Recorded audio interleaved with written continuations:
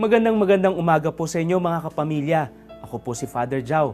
Tayo na pong magkapet pandasal.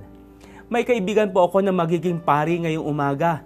Muli, meron na naman tayong hihiranging tagapaglingkod at instrumento ng Diyos upang basbasan tayo at pangalagaan.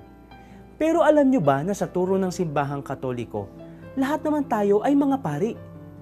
Opo, lahat tayo ay tinatawag na makibahagi sa pagkapari ng ating Panginoong Hesus sa kanya-kanya nating estado sa buhay.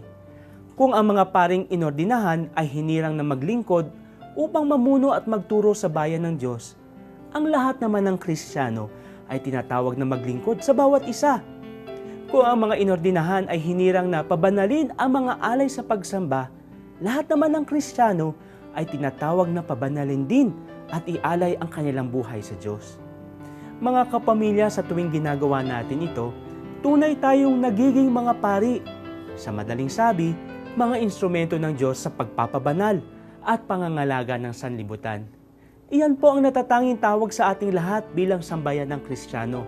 At dahil tayo ay tinawag, handa ang Diyos na bigyan tayo ng biyayang gampanan ito.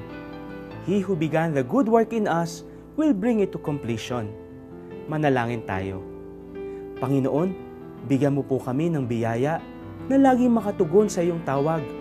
Pari man o may asawa, estudyante man, kawani o kaya'y manggagawa, lahat po sana kami ay maging kasangkapan mo sa pagpapabanal ng mundo.